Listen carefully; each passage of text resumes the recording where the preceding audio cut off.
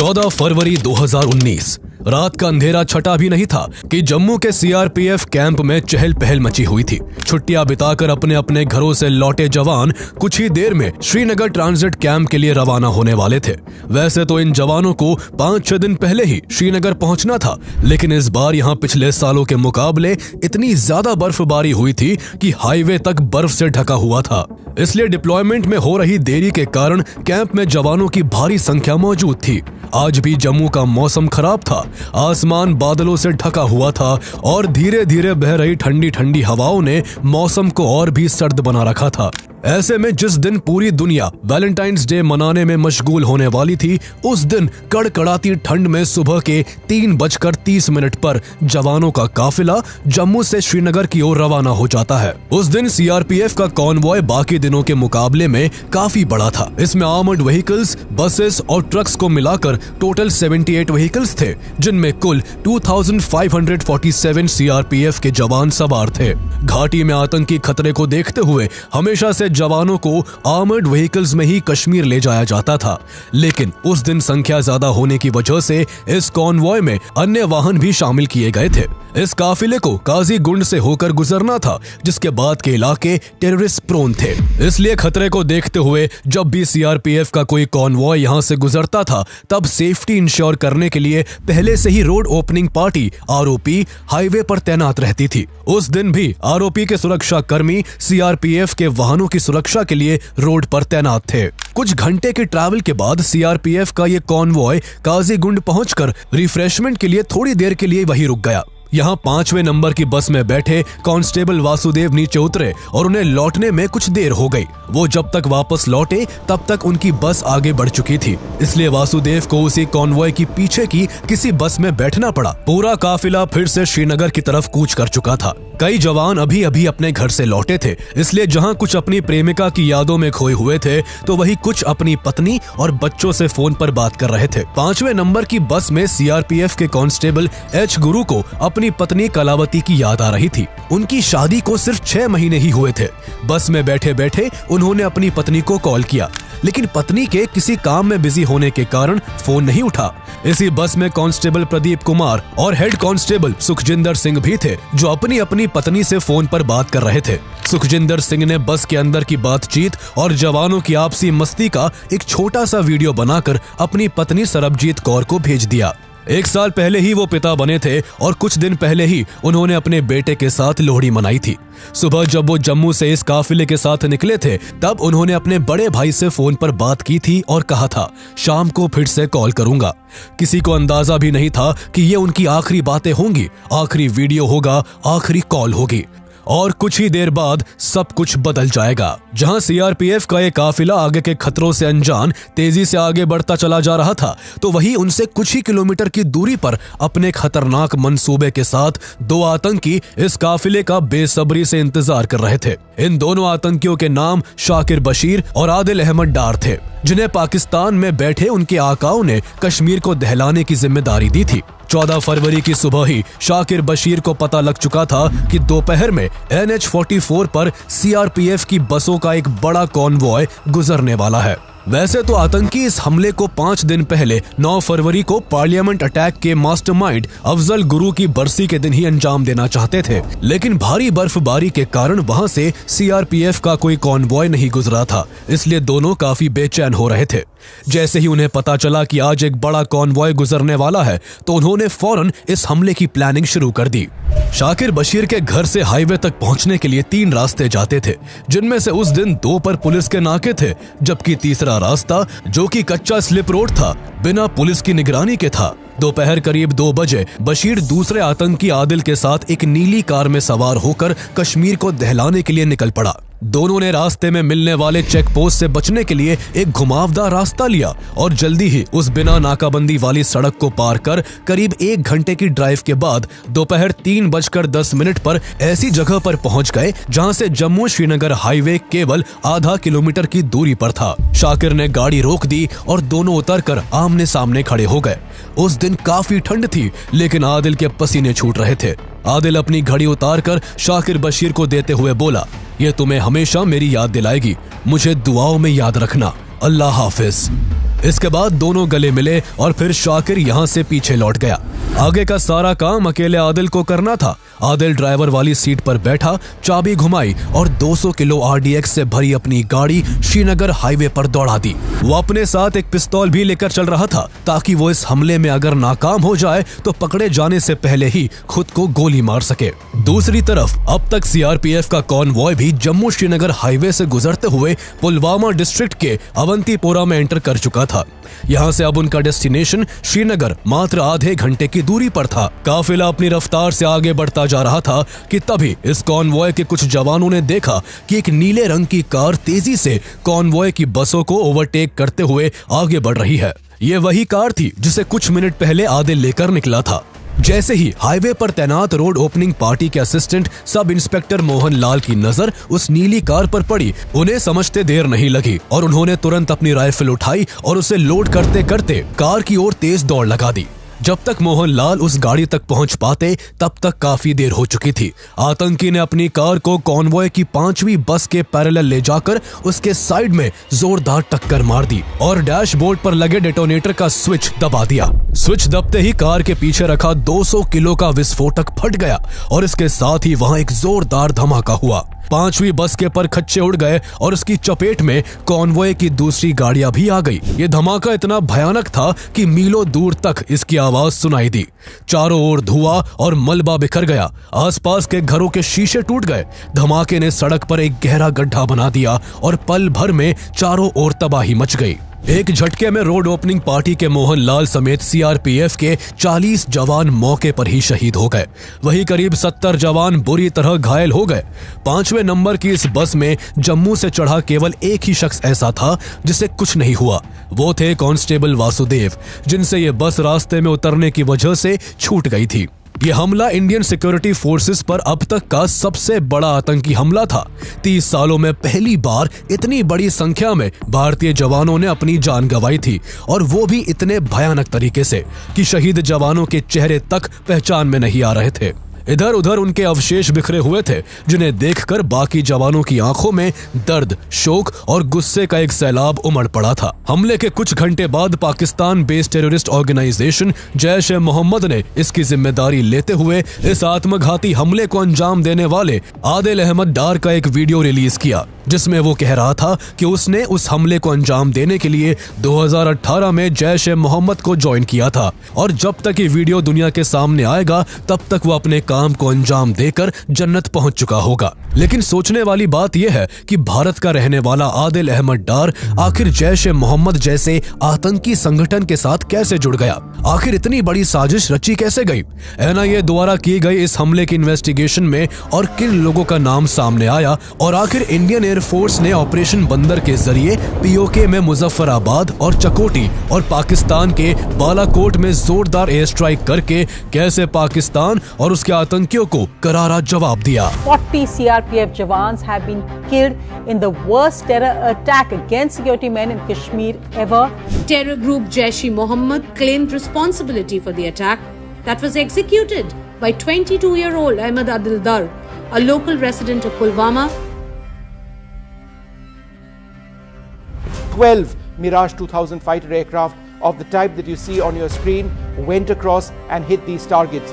Abhinandan Vardhaman told his team that he locked a target, one of the F-16 fighter jets in the Pakistani assault team. Qureshi साहब उस meeting में थे जिसमें prime minister साहब ने आने से इनकार कर दिया और चीफ ऑफ आर्मी स्टाफ तशरीफ लाए। पैर कांप रहे थे, पसीने माथे पे थे और हमसे शाह महमूद साहब ने कहा कि खुदा का वास्ता है अब इसको वापस जाने दें, क्योंकि 9 बजे रात को हिंदुस्तान पाकिस्तान पे अटैक कर रहा है। So how exactly did the strikes take place?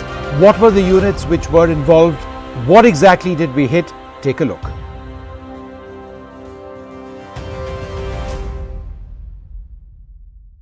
Jaish e Mohammad के अस्तित्व में आने से पहले उसका मुखिया मसूद अजहर टेररिस्ट एक्टिविटीज के चलते 1994 से ही जम्मू की जेल में बंद था। उसके साथियों ने उसे छुड़ाने की कई बार कोशिश की थी, लेकिन हर बार भारतीय सुरक्षा बलों ने उनकी कोशिशों को नाकाम कर दिया था। इसी क्रम में 1999 में उसके साथियों ने जम्मू की कोट भलवाल जेल से उसे निकालने के लिए एक सुरंग तक खोद डाली, लेकिन अपने मोटे शरीर के कारण मसूद अजहर सुरंग में फंस गया और पुलिस द्वारा पकड़ा गया। लेकिन कुछ ही महीने बाद 24 दिसंबर 1999 को मसूद अजहर के छोटे भाई अब्दुल रऊफ असगर ने 5 हथियारबंद आतंकवादियों के जरिए पैसेंजर्स और क्रू मेंबर समेत 185 लोगों से भरी इंडियन एयरलाइंस की फ्लाइट IC-814 को हाईजैक करवाकर अफगानिस्तान के कंधार भिजवा दिया। इसके बाद भारत सरकार को अपने सभी यात्रियों के बदले में मसूद अजहर और 2 अन्य आतंकियों को भारतीय जेलों से रिहा करना पड़ा। मसूद अजहर ने भारतीय जेल से छूटने के बाद साल 2000 में जैश-ए-मोहम्मद का गठन किया और इसे अपने आतंकी मंसूबों को पूरा कराने का एक जरिया बना लिया। इसके बाद जैश-ए-मोहम्मद ने भारत के पार्लियामेंट, पठानकोट एयरफोर्स स्टेशन और उरी में इंडियन आर्मी ब्रिगेड हेडक्वार्टर्स को निशाना बनाकर भारत को गहरा घाव दिया। जब 2016 में जैश-ए-मोहम्मद ने उरी अटैक किया, उसी साल पुलवामा डिस्ट्रिक्ट के काकापोरा गांव में रहने वाला आदिल अहमद डार 10th क्लास में पढ़ रहा था। इसी दौरान भारतीय सेना ने आतंकी बुरहान वानी को मार गिराया, जो सोशल मीडिया पर अपनी पोस्ट के जरिए घाटी के युवाओं को देश के खिलाफ भड़काता था। उसने उनके बीच अपनी छवि पोस्टर बॉय की बना ली थी, इसलिए जब वो सेना के हाथों मारा गया तो घाटी में प्रदर्शनों की बाढ़ आ गई। 20 साल के आदिल के मन में भी उसकी छवि एक हीरो वाली थी, इसलिए वो भी सेना के खिलाफ प्रदर्शनों में शामिल होने लगा। स्टोन पेल्टिंग और एंटी इंडिया प्रोटेस्ट में हिस्सा लेने की वजह से उसे कई बार कश्मीर पुलिस द्वारा अरेस्ट किया गया, लेकिन पुलिस ने ये सोचकर हर बार उसे चेतावनी देकर छोड़ दिया कि वो केवल एक मिसगाइडेड यूथ है। लेकिन आदिल एंटी इंडिया प्रोटेस्ट में बराबर पार्टिसिपेट करता रहा, जिसके चलते एक दिन पुलिस की कार्रवाई में उसके पैर में गोली लग गई और करीब 11 महीने तक उसे बिस्तर पर रहना पड़ा। उसके घर वालों को लगा था कि अब वो सुधर जाएगा, लेकिन इस घटना के बाद वो पूरी तरह बदल गया और उसके इरादे और भी ज्यादा खूंखार होते गए। वो सेना से बदला लेने के लिए इतना छटपटाने लगा कि इसके लिए मार्च 2018 में वो अपने घर से साइकिल लेकर निकल गया और फिर कभी वापस नहीं आया। उसके पिता ने लोकल पुलिस स्टेशन में उसके मिसिंग होने की रिपोर्ट भी लिखवाई, लेकिन उसके गायब होने की ये गुत्थी तब सुलझ पाई जब कुछ दिनों बाद आदिल की AK-47 लिए फोटो वकास कमांडो के नाम से सोशल मीडिया पर सुर्खियां बटोरने लगी। उसने घर से भागने के तुरंत बाद ही आतंकी संगठन जैश-ए-मोहम्मद ज्वाइन कर लिया था। जैश ने उसको 1 महीने तक एक एक्सपर्ट ट्रेनर द्वारा असॉल्ट राइफल चलाने और ग्रेनेड्स फेंकने की ट्रेनिंग दिलवाई और फिर आगे के काम के लिए उसकी मुलाकात अप्रैल 2018 में इदरीस से करवाई, जिसे इसी महीने जैश द्वारा एक खास मकसद से पुलवामा भेजा गया था। इदरीस IEDs बनाने में एक्सपर्ट था, इसलिए जैश-ए-मोहम्मद ने उसे भारत में रहकर आदिल डार जैसे भटके कश्मीरी युवाओं का इस्तेमाल कर भारतीय जवानों पर IEDs हमले करवाने का काम सौंपा। इसके लिए उसने पहले आदिल डार से दोस्ती की और फिर धीरे धीरे उसके दिमाग में भारत के खिलाफ जहर घोलकर उसका पूरी तरह से ब्रेन वॉश करके उसे एक आत्मघाती हमले के लिए राजी कर लिया। आदिल के अलावा उसे और भी लोगों की जरूरत थी, इसलिए उसने अपनी टीम में बिलाल अहमद कूचे, शाकिर बशीर, पीर तारिक अहमद शाह, वैजुल इस्लाम, मोहम्मद अब्बास रादर और इंशा जान समेत कई जरूरी लोगों को अपनी प्लानिंग में शामिल कर लिया। उसने तब तक अपने लोकल इन्फॉर्मर्स की मदद से आसपास के एरियाज में IEDs बनाने के लिए पूरा सेटअप भी तैयार कर लिया था।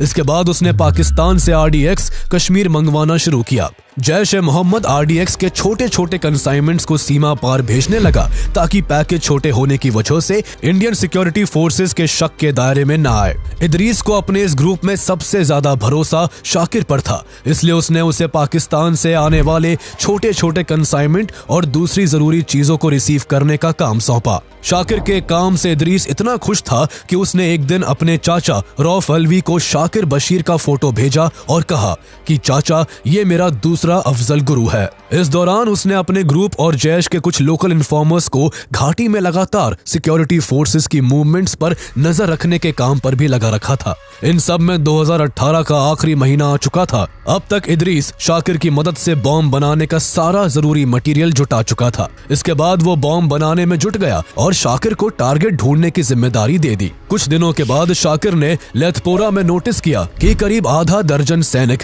रेगुलर बेसिस पर इस एरिया की पेट्रोलिंग करते हैं। उसने जब ये इदरीस को बताया तो उसने यहाँ कुछ करने से मना कर दिया क्योंकि उसे एक बड़े टारगेट की तलाश थी। वो एक साथ ज्यादा से ज्यादा भारतीय जवानों को निशाना बनाना चाहता था। उसके बाद शाकिर नेक्स्ट टारगेट की खोज में सिक्योरिटी फोर्सेस की एक्टिविटीज पर बारीकी से नजर रखने लगा। वो वहां से गुजरने वाले हर कॉन्वॉय का वीडियो बनाता और उसे इदरीस को भेज देता। इन सब में 1 महीना बीत गया और इन वीडियोस के आधार पर इदरीस ने तय किया कि वो सीआरपीएफ के कॉन्वॉय को निशाना बनाएगा। उसने नोटिस किया कि सीआरपीएफ अपने सभी डिप्लॉयमेंट्स के दौरान एक पैटर्न फॉलो करती है। सामान नीले ट्रकों में रखा जाता है जिन पर खाकी तिरपाल लगे होते हैं। सभी जवान नीली बसों में सवार होते हैं जबकि बड़े अधिकारी सफेद जिप्सी में ट्रैवल करते थे। मोस्टली व्हीकल्स की विंडोज वायर मेशेस से प्रोटेक्टेड होती थी। इन सब चीजों को ध्यान में रखते हुए इदरीस अपनी प्लानिंग को आगे बढ़ाने में लग गया। उसने अमेज़न से 4 किलो एल्यूमिनियम पाउडर मंगवाया जिसका इस्तेमाल वो एक्सप्लोजिव को बांधने में करने वाला था ताकि विस्फोट के दौरान यह आसानी से आग पकड़ सके। हैरानी की बात यह थी कि भारतीय जवानों को निशाना बनाने की ये सारी तैयारी भारत में ही हो रही थी। फिर भी इंटेलिजेंस एजेंसी और आर्मी को कानों कान उसकी कोई खबर नहीं लग सकी और आतंकी अपने काम में लगे रहे। जनवरी 2019 में इदरीस ने जैश-ए-मोहम्मद के एक लोकल मिलिटेंट तौसीफ को एक गाड़ी अरेंज करने को कहा जिसमें 2 लार्ज कंटेनर्स को आसानी से फिट किया जा सके। तौसीफ ने इसके लिए अपने बचपन के दोस्त सज्जाद अहमद भट्ट की मदद मांगी जिसने कुछ दिनों के अंदर ही मारुति की एक second hand pearl blue colour Eeco car एक फ्रूट सेलर से खरीद ली। फ्रूट सेलर ने पहले से ही इसकी मिडिल सीट हटा रखी थी ताकि फ्रूट्स के बड़े बक्से को इसमें फिट किया जा सके। गाड़ी का अरेंजमेंट हो जाने के बाद इदरीस ने फरवरी के फर्स्ट वीक में पुलवामा के काकापोरा गांव में शाकिर के घर एक्सप्लोजिव बनाने का काम शुरू किया और कुछ ही दिनों में एक्सप्लोजिव का इस्तेमाल करके 2 आईईडी बना लिए जिसमें एक का वजन 160 किलो तो दूसरे का वजन 40 किलो के आसपास का था। इसके बाद दोनों कंटेनर्स को कार की मिडिल वाली सीट की जगह पर फिट कर इसमें धमाका करने के लिए वायर से एक स्विच को कार की स्टीयरिंग के पास फिक्स कर दिया। कश्मीर में हमले की तैयारियों के बीच जैश-ए-मोहम्मद का सरगना मसूद अजहर कराची में बड़ी रैली कर कश्मीर में मारे गए अपने मिलिटेंट्स का जल्द ही बदला लेने के लिए भारत को दहलाने की धमकी दे रहा था। पाकिस्तान में अपने आका के भाषण से कश्मीर में बैठे मिलिटेंट्स जोश से भर चुके थे और अपनी प्लानिंग को जल्द से जल्द एग्जीक्यूट करना चाहते थे। इदरीस ने एक्सप्लोजिव से भरी कार से सीआरपीएफ के कॉन्वॉय को निशाना बनाने की जिम्मेदारी अपने 2 भरोसेमंद साथी आदिल अहमद डार और शाकिर बशीर को सौंपी। जहां शाकिर केवल श्रीनगर हाईवे तक जाने वाला था तो वही धमाके की सारी जिम्मेदारी आदिल के हाथों में थी। आदिल इस हमले में एक आत्मघाती हमलावर बनने वाला था। उसे पता था कि इसमें उसकी जान जाने वाली है लेकिन उसे लगता था कि वो ये सब अल्लाह के हुक्म पर कर रहा है और उसे अंजाम देने के बाद उसे जन्नत नसीब होगी। उसके इसी माइंडसेट के साथ हमले से पहले जैश-ए-मोहम्मद ने उसका एक वीडियो भी बनाया जिसमें उसने भारत को बर्बाद करने की बात की। इसके बाद 9 फरवरी को धमाका करने का दिन चुना गया क्योंकि इस दिन अफजल गुरु की बरसी पड़ती थी और जैश-ए-मोहम्मद इस दिन भारतीय जवानों पर आघात कर भारत को दहलाना चाहता था। 9 फरवरी के इंतजार में इदरीस और आदिल ने शाकिर के घर में ही 4 दिन बिताए लेकिन घाटी में भारी बर्फबारी के कारण श्रीनगर हाईवे बंद था जिससे सीआरपीएफ का कोई काफिला उस दिन वहां से नहीं गुजर सका। अपने खूंखार कारनामे को अंजाम देने के लिए आदिल बेचैन था। उसकी बेचैनी तब जाकर कुछ शांत हुई जब 13 फरवरी को श्रीनगर हाईवे खोल दिया गया। बर्फबारी के कारण सीआरपीएफ के कॉन्वॉय की मूवमेंट रुकी हुई थी इसलिए हाईवे खुलते ही एक बड़े काफिले को अगले ही दिन 14 फरवरी की सुबह के 3:30 बजे ही जम्मू से श्रीनगर के लिए रवाना करने का फैसला किया गया। कॉन्वॉय काफी बड़ा होने के कारण एक दिन पहले ही लेथपोरा में सीआरपीएफ यूनिट को इस बारे में इन्फॉर्म्ड कर दिया गया था। यही इन्फॉर्मेशन हाईवे में पड़ने वाले काजीकुंड, अनंतनाग, अवंतीपोरा और पंथा चौक में स्थित अन्य सीआरपीएफ यूनिट्स को भी भेज दी गई। इन यूनिट्स के जवान रोड ओपनिंग पार्टी आरओपी की भूमिका में थे जिनके कंधों पर इस काफिले को अपनी टेरिटरी से सुरक्षित निकालने की जिम्मेदारी थी। इस दौरान इन यूनिट्स को सड़क को सिक्योर करने के लिए एंटी सैबोटाज चेक करने थे और सड़क के दोनों ओर गश्त कर काफिले की सेफ्टी को इंश्योर करना था। इधर 14 फरवरी की सुबह करीब 11:30 बजे शाकिर ने हाईवे पर अपनी नजर दौड़ाई। उसने देखा कि लाडू मोड़ पर बादलों से ढके आसमान के बीच भी 2 सीआरपीएफ जवान मुस्तैदी से तैनात थे। थे। उसने थोड़ा और आगे बढ़कर देखा तो उसे सीआरपीएफ के 2-2 जवान और भी कई जगहों पर दिखाई दिए।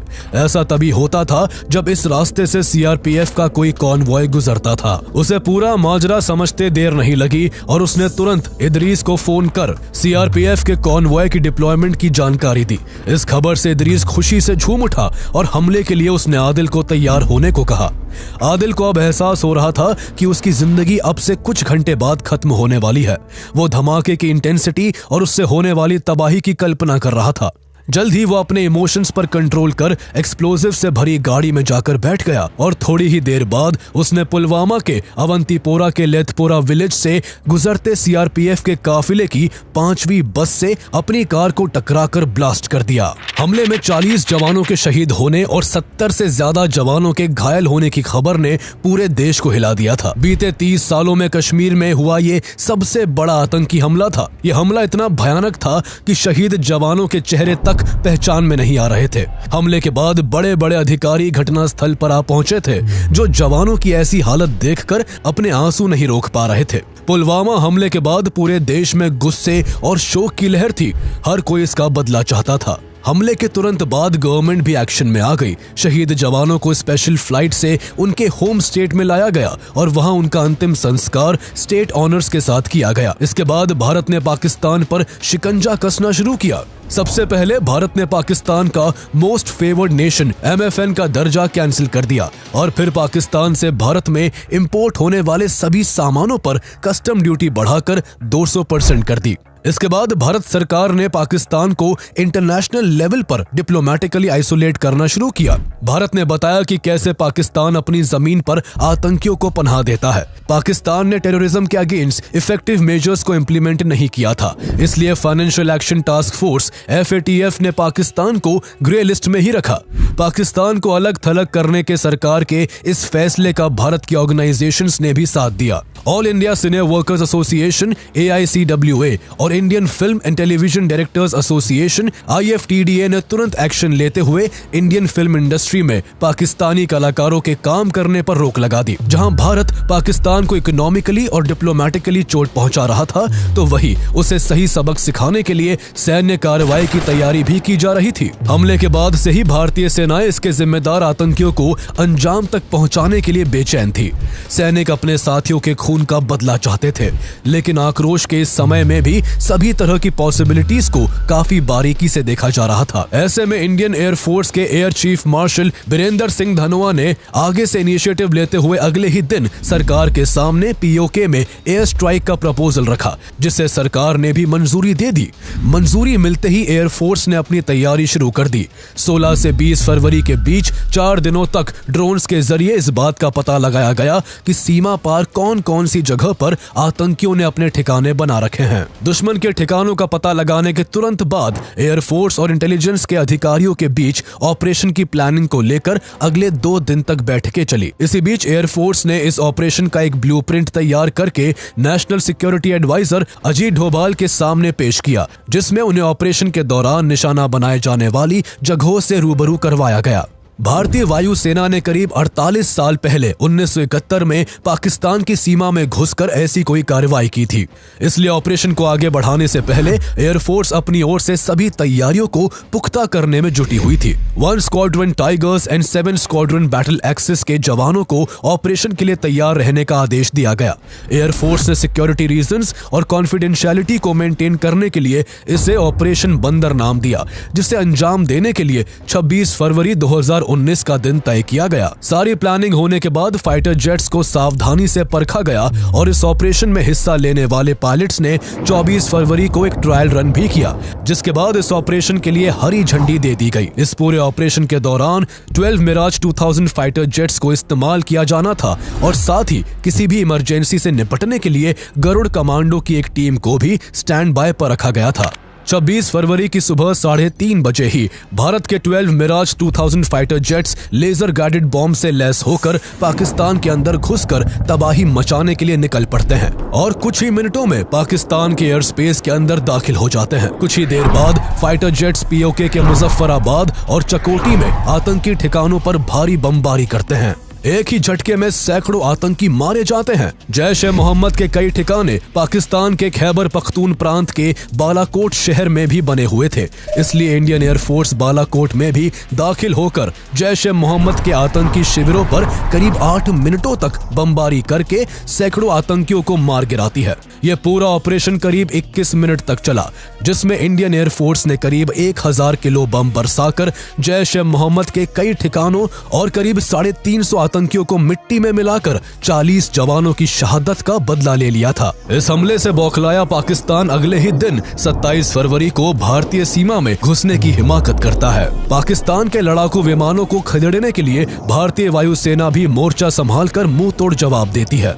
इसी बीच एक डॉग फाइट के दौरान विंग कमांडर अभिनंदन वर्धमान अपने MiG-21 बाइसन से पाकिस्तान के एक F-16 विमान को मार गिराते हैं, लेकिन इसी दौरान उनका विमान भी डैमेज हो जाता है और वो पैराशूट के साथ POK में जा गिरते हैं। लेकिन भारत के डिप्लोमेटिक प्रेशर और मिलिट्री एक्शन के बढ़ते दबाव के चलते पाकिस्तान को झुकना पड़ता है और 1 मार्च 2019 को विंग कमांडर अभिनंदन वर्धमान को सुरक्षित भारत लौटा दिया जाता है।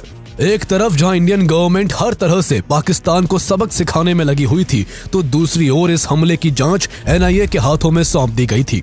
2016 में उरी अटैक के केवल 3 साल बाद हुए इस हमले ने कश्मीर के पूरे सिक्योरिटी सिस्टम को हिला कर रख दिया था। इस हमले को NIA की जम्मू एंड कश्मीर ब्रांच के चीफ राकेश बलवाल इन्वेस्टिगेट करने वाले थे। राकेश बलवाल मणिपुर कैडरे के IPS ऑफिसर थे। उन्होंने नॉर्थ ईस्ट में आतंकवाद के खिलाफ बेहतरीन काम किया था, इसलिए उन्हें प्रमोट करके जम्मू एंड कश्मीर में NIA की कमान सौंप दी गई थी। राकेश की 12 सदस्यीय टीम ने घटना स्थल पर पहुंचकर एक एक चीज को खंगालना शुरू कर दिया, लेकिन कई दिनों के बाद भी उन्हें कोई ऐसा सुराग नहीं मिला जिसे लेकर आगे बढ़ा जा सके। ऐसे में राकेश को समझ आ चुका था कि छानबीन का दायरा बढ़ाना होगा। हालांकि उन्हें यह भी पता था कि ये काफी जोखिम भरा काम था, क्योंकि हाजीबल समेत हमले के आसपास के सभी इलाके आतंकवाद का अड्डा माने जाते थे। अक्सर हमलों के बाद आतंकी यहाँ छिप जाते थे और पुलिस से मुठभेड़ के दौरान कुछ लोकल लोग उन्हें बचाने के लिए पुलिस पर पथराव करने लगते थे। ऐसे में इन इलाकों में जांच करना आसान नहीं था, लेकिन फिर भी राकेश बलवाल ने NIA हेडक्वार्टर से हमले वाली जगह के आसपास के एरिया में सर्च ऑपरेशन का दायरा बढ़ाने की परमिशन लेते हुए 100 NIA और 400 CRPF के जवानों के साथ वहां छानबीन शुरू कर दी। वो हमले वाली जगह से 250 मीटर ही आगे बढ़े थे कि उन्हें जमीन पर कोई चमकती चीज दिखाई दी, जो कि हमले वाली कार की चाबी थी। इस दौरान उनकी टीम को आसपास कुछ हड्डियां भी मिली, जिनकी DNA टेस्ट से पता चला कि उनमें से कुछ हड्डियां आदिल अहमद डार की थी। साफ था कि हमले के वक्त कार आदिल अहमद डार ही चला रहा था, लेकिन आगे की जांच और इसमें शामिल लोगों तक पहुंचने के लिए NIA को इस कार के खरीदार तक पहुंचना जरूरी था। NIA ने आगे की इन्वेस्टिगेशन में पता लगाया कि ये कार 7 बार बेची गई थी और इसे सबसे आखिर में सज्जाद भट्ट नाम के शख्स ने खरीदा था। NIA ने बहुत मशक्कत के बाद 17 जून 2019 को सज्जाद भट्ट को खोज निकाला, जो तौसीफ अहमद भट्ट के साथ अनंतनाग के एक घर में छिपा था। पुलिस उसे जिंदा पकड़ना चाहती थी, इसलिए उसे सरेंडर करने को कहा गया, लेकिन उसने सरेंडर नहीं किया, जिससे वो अपने साथी समेत पुलिस के हाथों मारा गया। उसके मरने के बाद एक बार फिर से NIA का हाथ खाली हो गया। हालत ऐसी थी कि अब उनके पास ऐसा कुछ भी नहीं था जिसे बेस बनाकर जांच को आगे बढ़ाया जाता। लेकिन राकेश हार मानने को तैयार नहीं थे। पुलवामा अटैक के बाद इंडियन फोर्सेस और आतंकियों के बीच कश्मीर में कई एनकाउंटर्स हुए थे, जिनमें कई आतंकियों को एलिमिनेट किया गया था। ऐसे में राकेश बलवाल ने इन एनकाउंटर्स को एनालाइज करना शुरू किया। उनका मानना था कि मारे गए या पकड़े गए आतंकियों की जांच पड़ताल से कोई क्रूशियल क्लू मिल सकता है। उनकी ये कोशिश अंधेरे में तीर मारने जैसी थी, जिसके सहारे सफलता की उम्मीद काफी कम दिख रही थी। वो इसी सिलसिले में अक्टूबर 2019 में कश्मीर के नौगाम पहुंचे, जहां उन्हें 29 मार्च 2019 को आर्मी के साथ एक मुठभेड़ में मारे गए 2 आतंकवादियों की फोटो दिखाई गई। मारे गए दोनों आतंकवादियों में से एक कामरान और दूसरा इदरीस था। राकेश बलवाल को शक हुआ कि इदरीस कोई छोटा आतंकी नहीं था, इसलिए उन्होंने उसके कच्चे चिट्ठे निकालने के लिए लोकल पुलिस से उसका फोन मंगवाया। लेकिन इदरीस का फोन अब तक खराब हो चुका था, इसलिए उसके फोन को जांच के लिए computer emergency response team CERT के पास भेज दिया गया। एक हफ्ते के बाद CERT ने इदरीस के फोन में मौजूद सारे फोटो और वीडियो रिकवर कर लिए।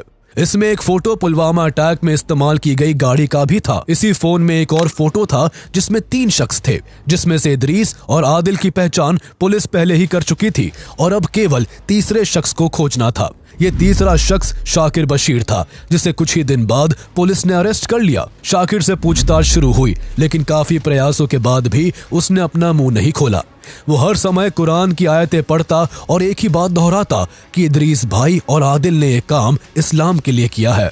इदरीस के मोबाइल में एनआईए को कुछ ऐसी फोटोज भी मिली थी जिनसे उसके गैर महिलाओं के साथ रिश्तों का पता लगता था। शाकिर को इदरीस के फोन की ऐसी ही एक फोटो दिखाई गई जिसमें इदरीस पुलवामा की ही एक लड़की इंशा जान के साथ था। इंशा जान और इदरीस के साथ वाली फोटो को देखकर शाकिर बशीर दंग रह गया। उसे यकीन नहीं हो रहा था कि जिसे वो अपना आदर्श मानता था वो शादीशुदा होने के बावजूद उसके गांव की ही लड़की के साथ संबंध में था। बस यही से शाकिर के मन में इदरीस के लिए इज्जत चली गई और अगले ही दिन वो सब कुछ बताने को तैयार हो गया। इसके बाद उसने ऐसे ऐसे खुलासे किए कि एनआईए के अधिकारी भी दंग रह गए। शाकिर ने अपने कबूलनामे में एनआईए को बताया कि जिसे आप लोग इदरीस भाई समझ रहे हैं वो असल में इदरीस है ही नहीं। उसका नाम मोहम्मद उमर फारूक था, जो जैश ए मोहम्मद के सरगना मसूद अजहर का सगा भतीजा था। उमर को भारत भेजने से पहले उसकी कई साल अफगानिस्तान में ट्रेनिंग करवाई गई थी। आगे उसने बताया कि पुलवामा अटैक की पूरी प्लानिंग उमर फारूक ने ही बनाई थी। शाकिर की गवाही और जांच के आधार पर एनआईए ने इस हमले में 19 लोगों को शामिल बताते हुए 13,800 पेजेस की चार्जशीट तैयार की। इन 19 मुजरिमों में से ज्यादातर एनकाउंटर में ही मारे गए, जबकि कुछ को एनआईए ने अरेस्ट कर लिया था, जो तब से जेल की हवा खा रहे हैं। पुलवामा अटैक भारत की सबसे बड़ी सिक्योरिटी फेलियर्स में से एक था। हमले से पहले ही 2 जनवरी से लेकर 13 फरवरी तक 11 इंटेलिजेंस इनपुट्स मिल चुके थे, जो सीआरपीएफ कॉन्वॉय पर हमले की पॉसिबिलिटी को लेकर वार्निंग दे रहे थे। 24 जनवरी 2019 को जम्मू एंड कश्मीर के क्राइम इन्वेस्टिगेशन डिपार्टमेंट सीआईडी के एक ऑफिसर ने अपने सीनियर को एक लेटर लिखा था कि जैश ए मोहम्मद के 3 फॉरेन टेररिस्ट अवंतीपोरा पहुंच चुके हैं और जल्द ही एक बड़े अटैक की संभावना है। 31 जनवरी को additional director general of police ADGP doctor B Srinivas ने इस इनपुट को जम्मू कश्मीर पुलिस, सीआरपीएफ और अन्य सिक्योरिटी एजेंसीज के साथ शेयर कर अलर्ट पर रहने को कहा था। इतना ही नहीं, जैश ए मोहम्मद ने हमले के 2 दिन पहले एक वीडियो भी रिलीज किया था जिसमें उसने अफगानिस्तान में इसी तरह का हमला करते हुए ये दावा किया था कि वो जल्द ही कश्मीर में भी ऐसा हमला करेगा। लेकिन हैरानी की बात थी कि फिर भी सीआरपीएफ के कॉन्वॉय मूवमेंट के दौरान कोई एक्स्ट्रा प्रिकॉशंस नहीं लिए गए। इसके अलावा आतंकी खतरों के बावजूद सीआरपीएफ के कॉन्वॉय के बीच गुजरने वाले सिविलियंस व्हीकल्स की भी सख्ती से जांच नहीं की गई थी, जिससे आदिल अहमद डार 200 किलो एक्सप्लोजिव से भरी कार लेकर सीआरपीएफ के कॉन्वॉय में घुसने में कामयाब रहा। जैश ए मोहम्मद द्वारा इतना ज्यादा आरडीएक्स भारत में पहुंचाए जाने से भी एलओसी पर भारत की सुरक्षा को लेकर गंभीर प्रश्न चिन्ह लग चुके थे। आगे चलकर जम्मू एंड कश्मीर के गवर्नर रहे सत्यपाल मलिक ने इंटरव्यूज में सरकार पर आरोप लगाया कि सीआरपीएफ ने होम मिनिस्ट्री से अपने जवानों को श्रीनगर ले जाने के लिए 5 प्लेन्स की मांग की थी, लेकिन होम मिनिस्ट्री ने इस रिक्वेस्ट को ठुकरा दिया था। हालांकि इस हमले के बाद इंडियन सिक्योरिटी प्रोटोकॉल्स में कुछ बड़े बदलाव किए गए। सरकार ने आगे के लिए सीआरपीएफ समेत पैरामिलिट्री के जवानों के लिए दिल्ली से श्रीनगर और जम्मू से श्रीनगर आने जाने के लिए एयर ट्रैवल की सुविधा दे दी। इसके अलावा जम्मू एंड कश्मीर में सेना और पैरामिलिट्री के बड़े कॉन्वॉय मूवमेंट्स के दौरान पब्लिक व्हीकल्स को रोकने का फैसला भी लिया गया। पाकिस्तान ने जिस आतंकी संगठन जैश ए मोहम्मद को अपनी जमीन पर पनाह दे रखी है, उसने 2016 में भी उरी में इंडियन आर्मी के हेडक्वार्टर पर हमला किया था, जिसमें 18 जवान शहीद हुए थे। इसके बदले में इंडियन आर्मी ने पीओके में घुसकर 40 आतंकियों और उनके 7 लॉन्च पैड्स को खत्म करके पाकिस्तान को करारा जवाब दिया था। उरी अटैक और उरी सर्जिकल स्ट्राइक की पूरी कहानी को जानने के लिए आप हमारी पिछली वीडियो को देख सकते हैं, जिसका लिंक आपको इस वीडियो के डिस्क्रिप्शन में मिल जाएगा।